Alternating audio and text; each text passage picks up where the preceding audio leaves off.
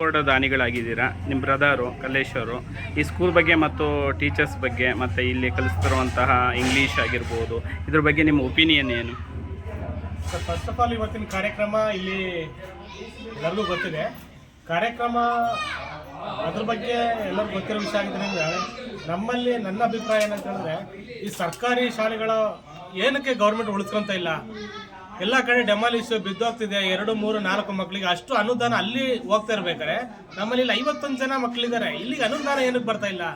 Plus ಆದ್ಮೇಲೆ ಇಲ್ಲಿ ನಮ್ಮ ಹೆಚ್ಚುವರಿ ಕೊಠಡಿ ಬೇಕಂತೆ. ಆ ಕೊಠಡಿ ಒಂದು ಸ್ಯಾಂಕ್ಷನ್ ಮಾಡಿಕೊಡಿ ದಯವಿಟ್ಟು. ಯಾರೇ ಆಗಲಿ, ಅಧಿಕಾರಿಗಳೇ ಆಗಲಿ ಅಥವಾ ನಮ್ಮ ರಾಜಕೀಯ ಮುಖಂಡರುಗಳೇ ಆಗಲಿ, ನಮ್ಮ ಶಾಲೆಗೆ ಅದೊಂದು ವ್ಯವಸ್ಥೆ ಮಾಡಿಕೊಡಿ. ಅದಾದ್ಮೇಲೆ ಮತ್ತೆ ಇನ್ನೊಂದು ಏನಂತ ಹೇಳಿದ್ರೆ 5 ಜನ ಟೀಚರ್ ಇದ್ದಾರೆ. ಅದರಲ್ಲಿ 2 ವೆಲ್ ಎಜುಕೇಟೆಡ್ ಟೀಚರ್ಸ್, MSc ಮಾಡ್ಕೊಂಡು ಬಂದಿದ್ದಾರೆ. ಅಂಥ ಶಿಕ್ಷಕರು ನಮ್ಮ ಮಕ್ಕಳಿಗೆ ಸಿಕ್ಕಿದ್ದಾರೆ ಅಂದರೆ ನಮ್ಗೆ ಪುಣ್ಯ ಮಾಡಿರ್ಬೇಕದು. ಇವತ್ತು ಈ ಶಾಲೆಯಲ್ಲಿ ಎಷ್ಟು ಚೆನ್ನಾಗಿ ಇಂಗ್ಲೀಷ್ ಮಾತಾಡ್ತಾರೆ ಮಕ್ಕಳು. ಯಾವ ಕಾನ್ವೆಂಟ್ಗಳು ಕಮ್ಮಿ ಇಲ್ಲ ನಮ್ಮ ಇವತ್ತು ಈ ಸರ್ಕಾರಿ ಶಾಲೆ. ಹಂಗಾಗಿ ಆ ಶಿಕ್ಷಕರನ್ನ ಬೇರೆ ಕಡೆ ಯಾವುದೇ ಕಾರಣಕ್ಕೂ ನಮ್ಮ ಗ್ರಾಮಸ್ಥರ ಪರವಾಗಿ ಮಾತಾಡ್ತಿದ್ದೀನಿ ಸರ್. ಇದೇ ಥರ ಶಿಕ್ಷಕರನ್ನ ಇಲ್ಲಿಂದ ಬೇರೆ ಕಡೆ ಯಾವುದೇ ಕಾರಣಕ್ಕೂ ಹಾಕ್ಬೇಡಿ. ನಮಗೆ ಅವ್ರ ಕೊರತೆ ಇನ್ನೂ ಇದೆ. ಇಂಥ ಒಳ್ಳೆ ಶಿಕ್ಷಕರು ನಮಗೆ ಅವಶ್ಯಕತೆ ಇದೆ. ಮತ್ತು ಇನ್ನೊಂದು ಏನಂತ ಹೇಳ್ತಾರೆ, ಈ ವಿಷಯದಲ್ಲಿ ನಮ್ಮ ಜನಾಂಗ ಟೋಟಲಿ ನಮ್ಮ ಜನಾಂಗ ಏನಿದೆಯೋ 8th, 9th, 10th ಇಲ್ಲಿ ಸಖತ್ ಪುಷ್ ಮಾಡ್ತಾ ಇದ್ದಾರೆ ಮಕ್ಕಳನ್ನ. ಇಲ್ಲಿ 7ವರೆಗೂ ವೆಲ್ ಎಜುಕೇಟೆಡ್ ಕೊಟ್ಬಿಟ್ಟು ಪುಷ್ ಮಾಡ್ತಾ ಇದ್ದಾರೆ. 8th, 9th, 10th ಸ್ವಲ್ಪ ನಾಲೆಡ್ಜ್ ಕಡಿಮೆ ಆಗುತ್ತೆ ಮಕ್ಕಳಿಗೆ.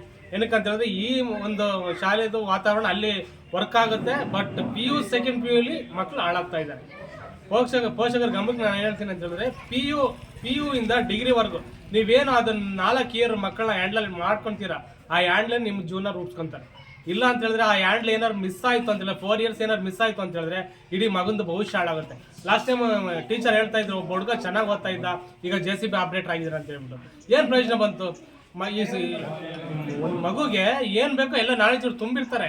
ಅದು ಎಕ್ಸ್ಪ್ಲೋರ್ಡ್ ಆಗೋ ಟೈಮಲ್ಲಿ ಡೆಮಾಲಿಶ್ ಆಗ್ಬಿಟ್ಟು ಏನು ಮಾಡೋಕ್ಕಾಗುತ್ತೆ? ದಯವಿಟ್ಟು ನಮ್ಮ ಸಮಾಜ ಬಾಂಧವ್ರಿಗೆಲ್ಲ ಕೇಳ್ತೀನಿ, ಇದೊಂದು ನಮಗೆ ಏನೇ ಅಂತ ಹೇಳಿದ್ರೆ ಶುಂಠಿಲಿ ಕೋಟಿ ದುಡಿಬೋದು ಸರ್. ಒಂದು ರೂಪಾಯಿ ತೆಗೆದು ಅದು ಕಮ್ಮಿ ಆಗುತ್ತೆ.